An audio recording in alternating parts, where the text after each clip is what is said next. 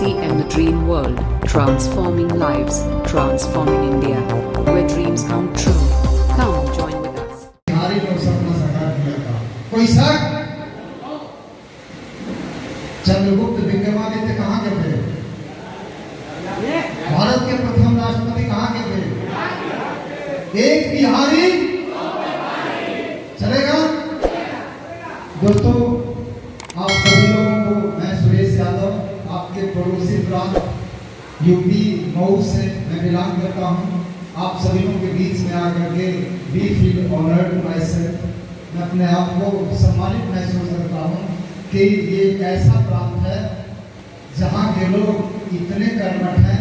हिंदुस्तान का कोई ऐसा स्टेट नहीं होगा जहाँ हमारा भाई ना हो। सही है? तो मैं अपने आप को सम्मानित महसूस करता हूँ आपके बीच में आकर के। मैं एक छोटी सी घटना बताऊंगा और इसके बाद कुछ पॉइंट मैं नोट करूंगा, उसी के आसपास बात होगी। चलेगा? मेरा विश्वास है कि बिना उस मालिक की मर्जी का एक पत्ता भी नहीं मिला। मेरा विश्वास ऐसा है। बहुत सारे लोगों को कॉल किया गया था, अलग अलग वजह से लोग नहीं आ पाए, चाहे वजह जो भी हो। अगर आप आए हैं तो उस मालिक की विशेष कृपा है। आप लोग मोबाइल को बंद करके बिल्कुल फिजिकली और मेंटली यही रहिएगा। अगला जो 1.5 घंटे का सेशन चलेगा, मैं 1.5 घंटे टाइम दूंगा। चलेगा? कितने लोगों को 1.5 घंटे की टाइम है यहाँ बैठने की? प्लीज, जिनके पास टाइम नहीं होगी वो चुपके से निकल सकते हैं। वजह क्या है कि जो मैं बात करने के लिए आया हूँ, आप लोग आज का पूरा दिन लगभग एक तरह से एडजस्ट करके आए हैं, तो वो ठीक लेकर के जाए। तो मैं अपनी घर से बताऊंगा, इसके पहले मैं छोटी सी घटना बताऊं अपने बनारस की। एक शब्द होता है नजरिया, एटीट्यूड, वो सब कुछ डिसाइड करता है कि फ्यूचर में आप क्या करेंगे, वो मैं बात करूंगा। बनारस की घटना मित्रों, कबीर चौरा पे एक स्थान है नागरी नाटक मंडली। आवाज जा रही है पीछे ना आराम से? नागरी नाटक मंडली में बीएचयू की टीम आई थी, एंटी नार्कोटिक्स डिपार्टमेंट की। टॉपिक था जितने भी ड्रिंकर्स थे, पीने वाले भाई थे, उनको एक मैसेज देना। तो वो टीम जो आई थी तो उसमें लिखा गया था ओनली फॉर ड्रिंकर्स, सिर्फ पीने वालों के लिए। बड़े खुश हुए कि आप पहली बार जो है हिंदुस्तान के सबसे रिपोर्टेड यूनिवर्सिटी के प्रोफेसर हम लोगों के लिए स्पेशल आ रहे हैं। बड़े खुश थे लोग। कुछ लोग ऑलरेडी लेते ही रहते थे, कुछ सफेद वाले, कुछ लाल वाले पाकिट में, कुछ शीशी में लेकर के आए थे, थोड़ी थोड़ी देर पर ले रहे थे।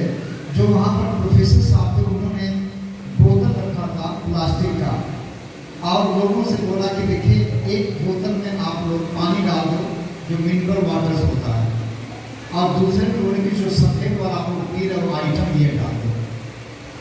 इसके बाद लोगों ने डाला, एक जिंदा केचुआ लिया, उस पानी में डाला, मिलाया, कहा कि देखिए इस केचुए पर कोई फर्क नहीं पड़ता है। इसके बाद उन्होंने कहा कि अब इस केचुए को हम शराब में डालते हैं। इसके बाद हिलाया और 5 मिनट के अंदर वो केचुआ गलने लगा, उसमें डिजॉल्व हो गया और इसके बाद खुल गया पूरी तरह से।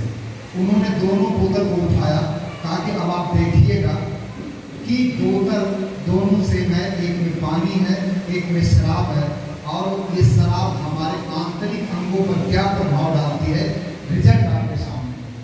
उन्होंने पूछा कि अब आपके बीच से कोई एक भाई आएगा और बताएगा कि आपने क्या सीखा, मैसेज क्या लिया। तो पीछे से भाई साहब एक आए झूमते हुए, लड़खड़ा रहे तो थोड़ा ज्यादा ही ले लिए थे। कह रहे थे कि सबसे पहले तो भाइयों साहेब के लिए ताली बजा दो। ताली बजा दिए लोग। अब जाके समझ में आई है कि कितनी काम की दवा है। भाइयों, मैं आज समझाऊं कि अगर इसको रेगुलर मात्रा में ले रहे रहेंगे ना तो ये सारे बड़े बड़े केचुए मर जा रहे हैं, कीड़ी की क्या होगा, सब मर जाएंगे। तो मैं यही समझाऊं कि आज तक डर डर के पीता था, अब तो तुम घुल के पिएगा इसको। आज शहर में दिमाग खोल दिया। क्या यही बताना चाह रहे थे? यही बताना चाह रहे थे? वो बताना चाह रहे कि अगर पिएगा ना तो जिस तरह से मरा है ना, तेरे किडनी, तेरे लीवर्स, तेरे इंटरनल ऑर्गन इस अल्कोहल में इसी तरह से धीरे धीरे गलेगा, हाथ कांपेगा और समय से पहले समझ रहे ना बात नजरिया की किस नजरिया से आप बैठे हैं, इसी को बोलते हैं एटीट्यूड। बड़े बड़े राइटरों ने, मनोवैज्ञानिकों ने सिद्ध कर दिया है कि आपके सफलता में 90% जो रोल प्ले करता है वो नजरिया का रोल होता है। ये बात मेरी समझ में आई है क्या? कितने लोग समझ गए? समझ गए? चलिए, बिल्कुल हम पड़ोसी, हम लोग बिल्कुल एक शुद्ध भोजपुरी में भी हम बात कर सकते हैं, हम हिंदी में बात कर सकते हैं, हम थोड़ी बहुत गुजराती में भी बात कर सकते हैं, क्योंकि टीम अपन पंजाब तमाम जगह है। तो मैं आपके बारे में शुद्ध हिंदी और भोजपुरी में जो समझ में आएगा इन दो भाषाओं से काम चलेगा। चलेगा ना? बड़ा मैसेज है। एक और मैं घटना आपको बताऊंगा। ये घटना है किताब जीत आपकी, यू कैन विन, जीव खेड़ा साहब की। उन्होंने उसमें से एक शब्द बताया, टोरंटो कनाडा के दो भाइयों की कहानी वर्ल्ड फेमस है। कहानी कुछ ऐसी है कि एक भाई वहाँ का सबसे फकीर, सबसे निकम्मा और निठल्ला, और दूसरा जो भाई था अमीर आदमी था, रईस था, उसकी लोग इज्जत करते थे, उसकी नौकरी करते थे। छोटे भाई के यहाँ गए जो कि बेहुदा टाइप का इंसान था। कहा कि भाई साहब आप कहाँ से सीख लिए? कहा कि मैं अपने पिताजी से सीखा हूँ। पिताजी हमारे 19 से मैं 20 हो गया हूँ। पीते थे, मारते थे, पीटते थे, सारी लफंगागिरी करते थे। बाबूजी मेरे सामने का आइडियोलॉजी थे, हमसे 20 हो गया हूँ। बड़े भाई कहा गए, आप कहाँ से सीखे हैं? उन्होंने अपने संस्कार के बारे में कुछ चार पानी कराया। कहा कि मेरे गुरु जी मेरे पिताजी थे। अच्छा, ताज्जुब हो गया कि पिताजी तो कह रहे थे कि निठल्ला थे, और कहते मेरे गुरु मेरे पिताजी थे। बताया कि सही थे। जब मैं छोटा था, मेरा भाई दुनिया में नहीं आया था, सारे लोग अपने बच्चे को खेलते थे, खिलाते थे उनके साथ, और मैं भी जाता था तो पिताजी उन्हीं के साथ बुलाते थे, और इसके बाद ऐसे देखते थे जैसे अपनी स्त्री देख रहा है किसी हीरो को। मैं डर के बारे में भागता था। मैं डिसाइड करता था, मैं ना संभाला कि बाबूजी जिस दिन मैं बड़ा होऊंगा मैं एक आदर्श पिता बनूंगा। मैं डिसाइड करना संभाला 3-4 साल का। मैं डिसाइड करता था कि पापा मैं ऐसा पापा नहीं बनूंगा। स्कूल जाता था तो सभी बच्चे दूर भागते थे मेरे से, कहते थे कि देखो ये शराबी का बेटा है। मेरी क्या गलती थी? सजा मेरे को मिल गई थी मेरे पिताजी की वजह से। मैं डिसाइड करता था कि पापा मैं ऐसा काम नहीं करूंगा कि मेरी सजा मेरे बच्चों को मिले। मेरा कोई दोस्त नहीं बनता था, मेरे कोई पड़ोस में खेलना नहीं पसंद करता था। मम्मी रोती रहती थी, पैसा कमाते थे, खत्म कर देते थे। मैं डिसाइड करता था। उन्होंने बताया कि मेरे पिताजी ने इस खराब चीजों का दुष्परिणाम क्या होता लाइव घर में सिखा दिए थे। तो मेरे सबसे बड़े गुरु मेरे पिता थे। अब समझ में आया? पिताजी एक ही थे, दोनों भाइयों ने अलग अलग चीजों को लिया, और एक व्यक्ति ने नेगेटिव लिया, एक ने पॉजिटिव लिया। तो नजरिया समझ आ गया? लेने का नजरिया आपका क्या है? मैं आया हूँ, 100 रुपए की चालान आपकी कटी होगी, मेरी भी कटी थी। आप किस रूप में लेते मुझे नहीं पता। मैंने इस रूप में लिया था कि मैंने जब पढ़ाई किया तो पढ़ाई के दौरान ढेर सारे खर्चे, लाखों रुपए लगे, कई साल लगे, उसके बदले में मैं गवर्नमेंट टीचर हुआ। लेकिन ये 100 रुपये मेरी जिंदगी को बदल देगा, अभी मैं बताऊंगा। तो आपके नजरिया डिसाइड करेंगे मित्रों। मैं 5 बिंदुओं पर बात करूंगा, और चाहे तो इसको लिख सकते हैं, चाहे तो समझ सकते हैं, चाहे जैसे भी करिएगा। मैं 5 बिंदुओं पर बात करूंगा। ये बिंदु कुछ इस तरह से होंगे। पहला पॉइंट होगा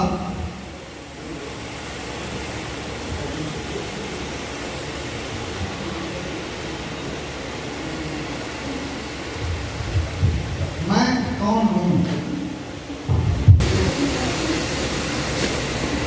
तीसरा पॉइंट होगा इसको क्यों मैंने किया, आप क्यों करेंगे। ये फिर क्या है जिसकी मैं बात करने जा रहा हूँ। और 5वां पॉइंट होगा कि फिर इसको कैसे किया जाए। पापा जी तो इसमें जो पहला जब बोर्ड लिखा था तो रोक दिए थे रिकॉर्डिंग। मैं अपने बारे में बात करूँगा। कहीं ऐसा तो नहीं कि इसके लिए कुछ विशेष क्वालिटी चाहिए। तो मेरा नाम सुरेश यादव, हमारी प्रोफेशन में गवर्नमेंट टीचर हूँ दोस्तों। मऊ मेरे ख्याल से पड़ोसी आपका बिहार का सटा हुआ एक जिला है। और मैं जिस परिवार में पैदा हुआ, मेरे पिताजी 3 भाई थे, 20 में मेरे बाबू जी थे। बड़े वाले पिताजी छोटे चाचा वो लोग किसान थे। मेरे बाबू जी BSc के उस जमाने में जब पढ़ाई लिखाई बहुत कम हुआ करते थे। इसके बाद इंटर कॉलेज में टीचर हुए, रिजाइन करके ग्राम विकास अधिकारी हुए मेरे बाबू जी। और मैं नन्हा सा बालक कक्षा 2 में जब था मेरे बाबू जी पहली गाड़ी खरीदे राजदूत, और राजदूत का उस वक्त क्रेज हुआ करता था। तो मैंने क्या देखा, मेरे सामने दो ऑप्शन थे, खेती था, नौकरी था। इज्जत नौकरी वाले की थी, क्योंकि खेती में आप समझ सकते हैं कि आदमी का जो अकल और शकल दोनों कुछ उखड़ा सा रहता है। 2 बजे कोई हल जोत के आएगा गर्मी में तो क्या प्रेम से बात करेगा घर पर। और दूसरी चीज की दादी बड़ी रहती थी, कपड़े दिखने रहते थे, सब कुछ। तो मेरे को अपील किया कि जिंदगी में मैं नौकरी करूँगा, क्योंकि और तुम्हारे रोल मॉडल पे भक्तों थे। तो दोस्ती सर से मैंने शुरुआत किया, पढ़ाई को लेकर के टारगेट बनाया। पढ़ाई अच्छी नहीं लगती थी, लेकिन पढ़ने के बाद वो लिखता था वो अच्छा लगता था, इसलिए मैंने पढ़ा, BSc किया, फिर MSc किया केमिस्ट्री से, फिर मैंने BEd और M.Ed किया, और मैं इलाहाबाद चला गया। इलाहाबाद जाने के बाद जो है, क्योंकि मैं 18 महीने इलाहाबाद रहा, बहुत सारे लोग वहाँ 5 साल 10 साल से रह रहे थे, सर के बाद भी रहे थे, और इन कहीं ओवर एज होने के कारण थे। मात्र मैं 18 महीने रहा, और संगति मैंने टमाटर अच्छे लोगों की किया, जो मेरे को चाहिए था वैसे लोगों को मैं खोज लिया। बड़े विनम्रता पूर्वक मैं उनके साथ बैठ करके, जो मेरे सीनियर साथी थे, एक छोटा भाई की हैसियत से मैं टोटल सबमिट कर दिया। लोग कहते थे कि अब लड़का हो गया, बहुत सीधा है, ऑनेस्टी इज बेस्ट पॉलिसी। शुरू से ही सरलता अपने कल्चर में है दोस्त, कभी दिखावापन मेरे अंदर रहा ही नहीं। ये संस्कार मेरे परिवार से मिला था। मेरी दादी अनपढ़ थी, लेकिन परिवार में चाहे कोई भी कास्ट के लोग आ जाए, जातिवाद भूल चरम पर था, लेकिन चाहे मुस्लिम आ जाए, हिंदू आ जाए, चाहे किसी भी SC ST कोई भी, मेरी दादी सबके सब घर खा लेती थी, सबको खिला देती थी। मैं कहता था कि वो परमात्मा का एक रूप, अनपढ़ महिला इतनी बड़ी सोच थी, तो वो चीज़ मेरे अंदर शुरू से था। तो मैं कोऑपरेट किया, लोगों ने मेरी हेल्प किया, और 18 महीने को मैंने 14 रिटेन एग्जाम दिया, जो कि मऊ जनता का रिकॉर्ड है। मैं ऐसा नहीं बहुत तेज था, मैंने रूल्स जो होता है गेम का, उस रूल को 100% माना। और रूल एक होता है कि जब किसी से सीखने के जाइए तो विनम्रता आपके पास रहेगी, तो रूल देगा नहीं तो देगा। मैंने इस रूल को फॉलो किया। दूसरा रूल ये था कि अगर एक कुआं आप खोद रहे हो 10 फीट का, फिर पानी नहीं आ रहा, कुंका आ गया, फिर दूसरा खोद दिए, 10 कुआं 10 फीट का खोद दिए, तो टोटल 100 फीट हो गया। तो क्या 10 खोदेंगे तो पानी निकलेगा? शर्त है कि 100 फीट पर पानी है। तो वो तो आप हजारों खोद लीजिए, 10 के निकलेगा नहीं। एक ही कुआं खोदिए और इतनी गहराई को खोदिए कि 100 फीट से पानी निकलेगा कि नहीं। मैंने दूसरा नियम का पालन नहीं किया। कि इलाहाबाद गया था, तो वहाँ जाने के बाद कुछ लोग इलाहाबाद यूनिवर्सिटी में लैब में एडमिशन करा दिए, फिर वकालत करने लगे, फिर लीडरशिप करने लगे, फिर इलाहाबाद छात्र यूनिवर्सिटी का चुनाव लड़ने लगे, कुछ क्रिकेट खेलने लगे। क्रिकेट के हम ही शौकीन थे, खेलते भी थे। तो मैंने कहा कि ना, मैं किस लिए आया, मैं नौकरी के लिए आया। तो 18 महीने कॉन्सनट्रेट करके पढ़ाई के 14 रिटर्न निकला, और दोहरी घाट अभी गूगल करिए रहा जाए, दोहरी घाट मऊ, मैं वहाँ ग्राम विकास अधिकारी मेरा सेकेंड रैंक था। एज ए वीडियो मैं सेलेक्ट हुआ, मस्ती का माहौल था, मैं रैंकिंग में मेरा आ गया। SIT पूरा सर्टिफिकेट इंटेलिजेंस उसमें मेरा आ गया, और इसके बाद BEd में किया था। तो जो टीचिंग की वैकेंसी सब में मेरा हो रहा था। इस तरह से 14 बार मेरे को नौकरी करने का मौका मिला विदिन 18 मंथ। प्रिंसिपल दो सिद्धांत थे, याद रखिएगा। पहला सिद्धांत ये था कि मैंने गुरुओं का सम्मान किया। दूसरा सिद्धांत ये था कि मैंने कभी भी फोकस जिसको किया था उससे ध्यान इधर उधर। क्लियर हो गया? तो मैंने ग्राम विकास अधिकारी ज्वाइन किया। बाबूजी मेरे ऑलरेडी थे, तो उन्होंने कहा इसको रिजाइन कर, क्योंकि इसमें पैसा हो सकता है, लाइफ नहीं है। मैंने रिजाइन किया, फिर टीचिंग की शुरुआत मैंने किया, और आज जूनियर हाई स्कूल में विज्ञान टीचर हूँ, एक सरकारी विद्यालय में। गवर्नमेंट मेरे को जो पेमेंट देती है वो 86,000 रुपये, 36,000 एक महीने का मेरे अकाउंट में क्रेडिट करती है सर। चलिए, अब इसके बाद ये बिजनेस कैसे मेरी जिंदगी में आया, मैं ये बात कर रहा हूँ। मैं कौन हूँ, ये मेरी एक छोटी सी परिचय है। मैं ऐसे परिवार हूँ जो किसानी से शुरू हुई, नौकरी खोजने वाला कोई इरादा नहीं हो सकता, चाहे सरकारी नौकरी चाहे प्राइवेट, एक लोअर मिडिल क्लास था। इसके बाद दोस्त मैं रिजाइन करके टीचिंग ज्वाइन किया था। एक मेरा हाई स्कूल का दोस्त था अवधेश प्रजापति, उसने मेरे को एक बिजनेस प्लान दिखाया। तो मेरी नजरिया क्या थी कि मैं पढ़ा लिखा बेरोजगार है, ये सब उल्टे पुल्टे लेकर के आता है, और मेरे दिमाग में एक ईगो आ गया था, एरोगेंस, कि मैं सक्सेस हूँ। नशा जो दिमाग पर चढ़ गई थी, वो बेरोजगार था मेरा। मैं हाई स्कूल के घंटा उसने याद दिलाया 1.5 महीने तक ऐसे उसने मेरे को कोशिश किया, बट मैं उस पर ध्यान नहीं दिया। 1.5 महीने के बाद उन्हें एक ब्रह्मास्त्र चलाया, मैसेज यहाँ पर लिखा है, डिसीजन कैसे लोग सेमिनार तक जाते हैं और सेमिनार क्या करता है, एक मैसेज होगा यहाँ पर। 1.5 महीने तक मैं ध्यान नहीं दिया, मैं कोई ध्यान ही नहीं दिया। 1.5 महीने के बाद उसने बचपन का दिन याद दिलाया, सुरेश कक्षा 9 में आप पढ़ रहे थे, मैं भी पढ़ रहा था, वो घटना याद करो। मैंने कहा क्या? मैंने कहा कि वो मेढक का डिसेक्शन करने के लिए गए थे, आपके पास कैंची थी, हम क्लास में बैठे थे और मेरी ये खड़ी थी और आपने चुपके से उसको पूरा किया। टीचर पूछे क्या हुआ? मैं कहा कुछ नहीं। अगर मैं बता देता तो मेरी क्या हासिल होता, समझ लो मैंने दोस्ती का निर्माण किया। दूसरा उसने एक घटना याद दिलाया कि रविंदर सिंह क्लास में रहे थे, पान खाते थे बराबर और मारने की स्टाइल उनकी दूसरे थे, बच्चों को थूक देते थे पान और लात से मारते थे। उन्होंने कहा कि एक घटना तुमको मैं याद दिला रहा हूँ। टीचर आए, हम खड़े हो गए, तुम भी खड़े हो गए और जब बैठने की बारी उसके पहले तुमने मेरा टेबल खींच दिया। मैं समझा टेबल होगा, मैं गिरा बुरी तरह से और पूछे क्या होगा, मैं बोला कि कुछ नहीं। अगर मैं बता देता तो मेरा क्या होता?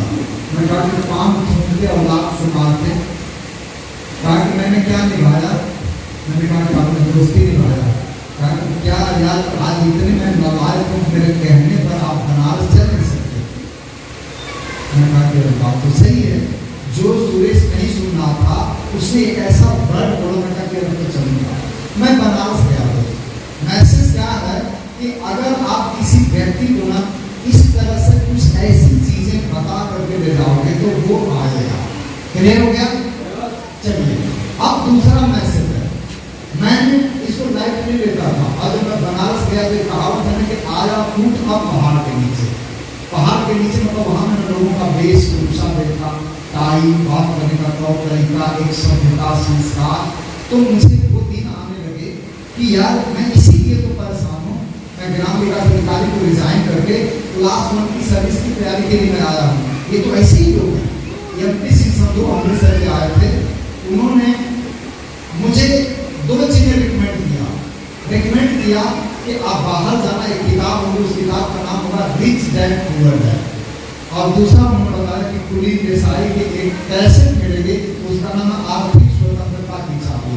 मैंने दोनों को खरीद लिया और खरीदने के बाद उस किताब को पढ़ा और इसके बाद उस कैसेट को सुना और उसका प्रभाव ऐसा रहा कि मैं जो गवर्नमेंट हिसाब से जो टोटल सैलरी मेरी जितनी नहीं होगी अब तक, उससे ज़्यादा लगभग 2.5 करोड़ से ज़्यादा का नेटवर्क हमने दिसंबर 2021 तक मैंने क्रिएट किया। 2.5 करोड़ का नेटवर्क एक किताब और एक कैसेट है, 2.5 करोड़ का इस बिजनेस नौकरी के अलावा। तो सर वो सस्ता सौदा रहा कि महंगा सौदा रहा? तो वो किताब मैं पढ़ा, वो कैसेट मैं सुना, वहीं से मैंने डिसाइड किया कि अब मैं ये बिजनेस करूँगा। जब मैं बिजनेस की शुरुआत किया तो घर पर मैं गया, बाबू जी इंतजार कर रहे थे कि लड़का जो है ग्राम विकास अधिकारी डिजाइन करके टीचिंग ज्वाइन किया है, बड़ा बड़ा साहब बनेगा। क्योंकि थोड़े गर्म दिमाग में थे, अपने खंड विकास अधिकारी को जूते से मारते कि साले तो उनसे बड़ा अधिकारी मेरा बेटा बनेगा, और सपना मेरे अंदर दिख रहे थे। और मैंने उस सपने को तोड़ दिया, जिस दिन इस बिजनेस को जोड़ने का सपना दिया, मायूस होकर के बैठे थे कि सुरेश क्या शुरू कर दिया। मैं कहा बाबू जी बिजनेस शुरू कर दिए। बिजनेस कैसा था? बैग था, उस बैग में जो है लेडीज और जेंट्स के अंडर गारमेंट्स थे, टूथपेस्ट था, साबुन सब था, और उसके बाद करते थे कि बिजनेस भी शुरू किए तो सारे ये आपत्तिजनक वस्तुएं लेकर के घूम रहे हो इसमें। मैं कहा कि ये दिखाना पड़ता है, बेचना नहीं है कि ये सामान्य है। और लेडीज और जेंट्स के अंदर गारमेंट्स मेरे इतने दिन खराब हो गए। मैं कहा बाबू जी यही पूरा सेंटर तो क्या लेकर जाए, ताकि सुनो जब तुम्हारा बेचने का मन है तो हमारे पास जमीन है, इसे आप नाम बनवा देते हैं और बेचो खूब आराम से। लेकिन याद रखना, तूने मेरी जिंदगी में मेरे बहुत बड़े सपने को तोड़ा। मैं तेरे अंदर एक बड़ा साहब देखता था, मैंने ग्राम विकास अधिकारी को इसलिए डिजाइन किया। मैंने कहा बाबू जी बड़े बड़े साहब को अगर बैठ करके आपके बच्चे से सीखें तो कैसा रहेगा, ताकि इस बातें बंद करो, ये सब हवाबाजी बंद करो, मैं तुमसे सीनियर हूँ। नहीं समझे। मैं कहा बाबू जी याद रखिएगा कि बड़े बड़े IAS PCS को ऑफिसर बैठ करके आपके बच्चे से सीखेंगे कि सर जी टीम कैसे मिलती है, फाइनेंशियल फ्रीडम क्या होती है, मतलब एकदम ध्यान दीजिए। दोस्त एक ऐसा रंग चढ़ गया कि बाकी कोई रंग चढ़ता ही नहीं था। मजनू की हालत हो गई। उसके पापा ला करके पूछे इतनी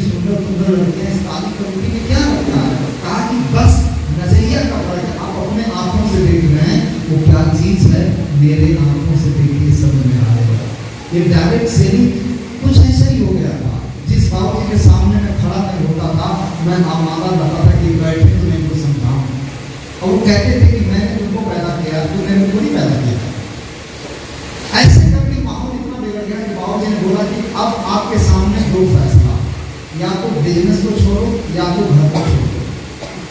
मैंने कहा कि अभी तो बड़ा सख्त निर्णय है, कोर्ट भी इतना सख्त निर्णय नहीं देती। मैंने एक सप्ताह टाला, हो सकता है उससे भी कुछ बात किए हो। फिर उन्होंने कहा कि सुरेश रिप्लाई नहीं दे रहे। मैं कहा कि अब मामला सीरियस, तो मैं कहा कि दूसरा वाला विकल्प चलेगा, घर छोड़ो या तो बिजनेस छोड़ना। कहा कि बिजनेस नहीं छोड़ेंगे, घर छोड़ देंगे। मैडम थी, 2 बेटा और 1 बिटिया मेरी, जो श्लोक विवेक और जागर थी। मैंने बड़े भारी मन से उसे बताया कि इस तरह से फरमान आया है, बताइए क्या किया जाए। मैडम ने मेरे से बताया कि देखिए जी, मैं पढ़ी लिखी नहीं, अब मेरे को एक चीज सिखाया गया है कि जब लड़की जाती है ससुराल में तो उसकी डोली जाती है और वहाँ से अर्थी निकलती है, इसलिए मैं नहीं जानता। दूसरी चीज ये मैं जानती कि आप वही मेरे सब कुछ हो, आप पेट के पास रहोगे तो वहाँ भी जाऊँगी, यहाँ रहेंगे तो वहाँ भी रहूँगी, लेकिन याद रखना कि घर मेरे मंदिर से कम नहीं, बाकी आपकी मर्जी। मैं कहा कोई बात नहीं, विश्वास है ना मेरे पर, आपकी आँख मूंद में विश्वास है, फैसला आप जैसा लीजिएगा मैं चलूँगा। तो मैं लेकर के दोस्त बुधवार को मैं पैदा हुआ था, मैं भाव जिसको बोला मेरे पिताजी बुधवार को मैं निकलूंगा। उनको भी यकीन नहीं था कि लड़का ऐसा सोचेगा, क्योंकि रंग ऐसा चढ़ गया था और वो रंग जो 1.5 महीने से समझा रहा था, नहीं समझ आया। एक किताब, एक कैसे और एक सेमिनार में ऐसा रंग चढ़ा दिया। समझ में आ रही बात? मैसेज यहाँ ये है कि ज्वाइनिंग होती है, काम दिखाने से डिसीजन होता है, ऐसे ऐसे सेमिनार। समझ आ रही है? वही सुरेश था, क्या समझ रहा था, वही सुरेश सब कुछ छोड़ने के लिए तैयार हो गया एक सेमिनार की वजह से। आप लोग खुश हो गए कि सर आपने बड़ी फास्ट अचीवमेंट किया, ताकि जब मैं ज्वाइन किया था उसी वक्त मुझे इसका रहस्य पता चल गया था, इसलिए मेरी फास्ट अचीवमेंट। क्लियर हो गया ना? तो दोस्त अब इसके बाद मैं गया, 10 बाई 10 का कमरा था और घर पर 2 मंजिला मकान था। जितने में लोगों के घर होते हैं उससे ज़्यादा दरवाजे थे। तो दुआ होता है, एक आनंद पूर्वक जीवन छोड़कर के एक जेल में हम लोग आ गए। 4-6 दिन के बाद रात को 2 बजे मेरी नींद टूटी है। मैंने मेरी रो रही थी। मैंने पूछा कि क्या बात है? कहीं कि कुछ नहीं। दूसरे दिन मैं पूछा कि बताओ बात क्या है? ताकि बात ये है कि जहाँ हम थे वहाँ पर 2 मंजिला मकान था, इज्जत थी, जहाँ हम लोग किराएदार बन के गए। 10 बाई 10 का कमरा है और आप प्लास्टिक में चावल, दाल, आटा लेकर के आए, किसी को मुझे बुलाई आ रही थी। क्या भगवान, ये हम लोग अपनी महल खुद ही आ रही है। मेरे को एक बात दोस्त यहाँ रही थी। मैंने कहा यार दीदी तेरे को सिंदूर मांग में डाल करके लाया था, लेकिन तेरा सुख तेरा दुख मेरा हो गया। तो याद रखना विदिन 1 ईयर वो सारा गिफ्ट देगा। दोस्त 9 महीने में रॉयल्टी आई। स्कूल से मैं आता था, कमरा ऐसे सेलेक्ट किया था जहाँ स्टेशन था, लेकिन उस सिलेक्शन लोगों को बड़ा बुरा कि गया तो शहर में क्यों नहीं गया। मैं अपने नजरिए से सब कुछ देख रहा हूँ। चैनल वो पकड़ रहा था नेटवर्क, तो उसको मैं सेलेक्ट किया। बड़ा विद्यालय था, स्टेशन था, घर था, सब कुछ नजदीक था, इसलिए मैंने उसको सेलेक्ट किया। और इसके बाद 9 महीने में रॉयल्टी लिया और इसके बाद 10वें महीने में एक जमीन खरीदा। 8 बिस्सा 4 मंडा था, जैसे ये हाल है ना, लगभग इसका 4 गुना जमीन खरीदा। लोगों को विश्वास ही नहीं आता कि सब हो कैसे रहा, लेकिन मुझे पता था कि ये कैसे हो रहा। और ये सब तो अभी पार्टी शुरू हुई है।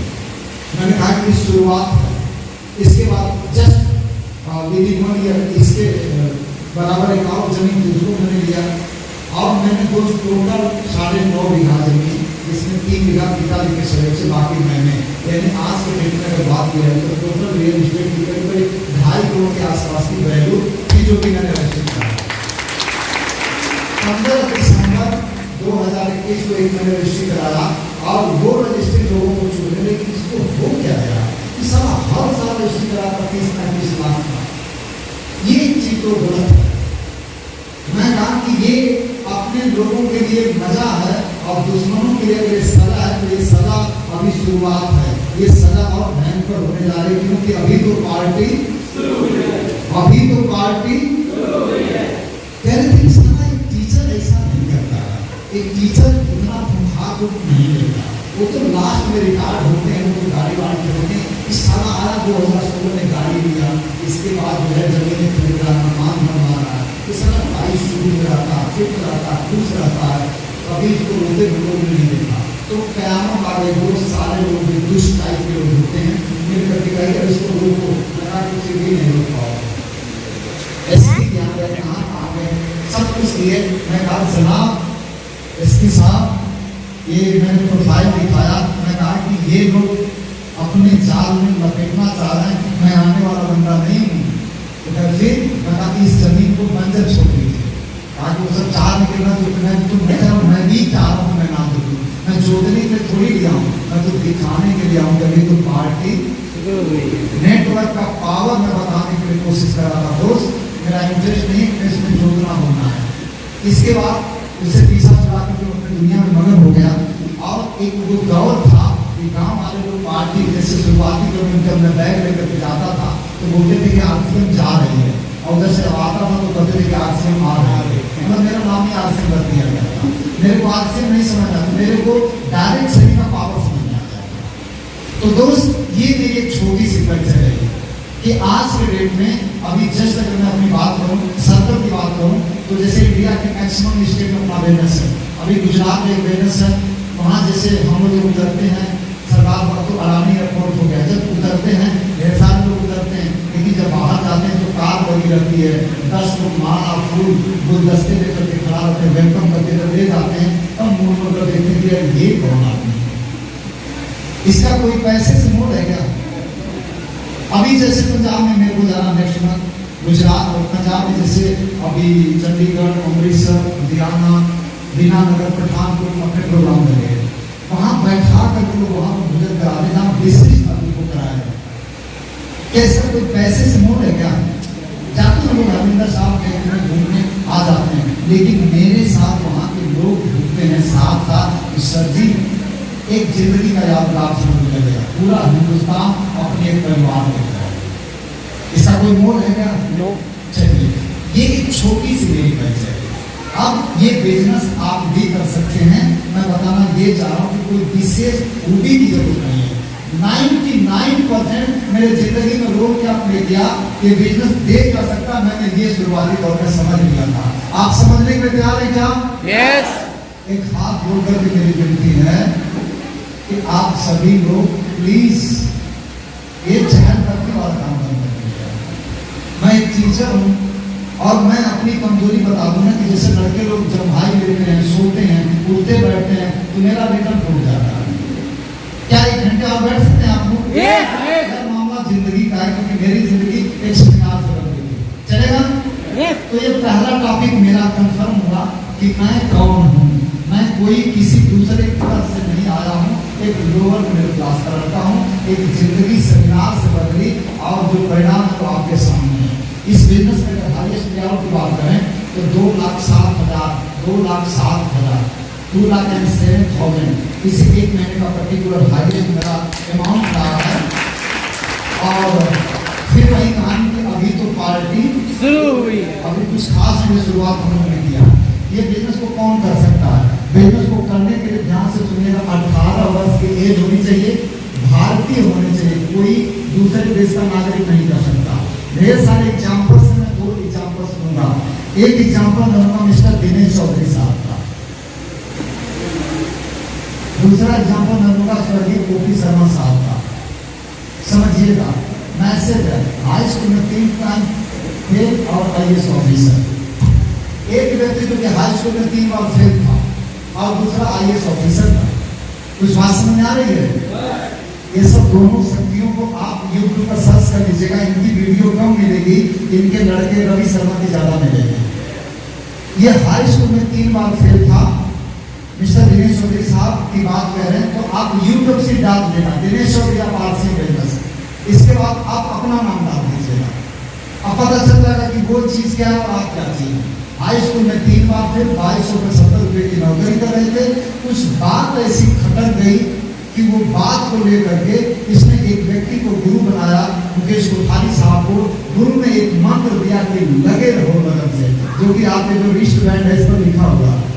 ये लगे रहो लगन से, सिर्फ एक मंत्र था, बस लगे रहो लगन से, किसी को लेकर के वो लगे रहे। और आज की मैं बात करूँ तो सरकार की इनकम 8 लाख से ऊपर कुछ भी होती है। एजुकेशन क्या हाई स्कूल में 3 मार्क्स है, वो व्यक्ति कर सकता है। और कौन कर सकता है? एक IAS ऑफिसर।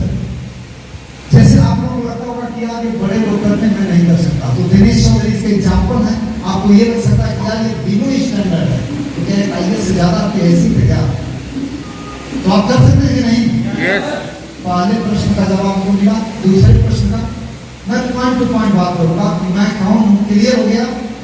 इसके बाद इस बिजनेस को कौन कर सकता है? आप कर सकते हैं कि नहीं? यस। कितने लोग बाजार कर सकते हैं? अच्छा, कुछ लोगों को लग रहा है क्या कि आप नहीं कर सकते हैं? भाई साहब, अभी मैं बताऊंगा कि क्यों करना है तो समझ में आ जाएगा। अब तीसरा पॉइंट, इस बिजनेस को क्यों करना है? सर ये समझिएगा, मैं क्या समझा था इसके शिक्षा, मैंने समझा था आर्थिक आजादी क्या चीज होती है, स्वतंत्रता क्या चीज होती है, मैंने ये समझा था। और आर्थिक स्वतंत्रता को जब मैं समझा था तो उसमें एक वर्ड आया था, आपकी इनकम यदि आप पर निर्भर करती है तो आप आजाद नहीं हो। फिर से सुनिएगा, if your income is only depend on you, you are not financially free. आपकी इनकम आप पर निर्भर करती है तो आप आर्थिक रूप से आजाद नहीं हैं, चाहे वो इनकम कितनी भी क्यों नहीं हो। ये बात जब मैंने सुना था तो उसको घुमा घुमा के भगा के, मुझे याद है ट्यूबवेल था, अपना छोटा सा टेप था, उसमें 12 बार मैं सुना और वही चीज मेरे को खत्म गई। Yes, what is the real meaning of financial freedom? आर्थिक स्वतंत्रता की रियल मीनिंग क्या होती है? भगवान की कसम, अगर आप लोग अब से हिले नहीं, रुक गए। RCM The Dream World, transforming lives, transforming India, where dreams come true. Come join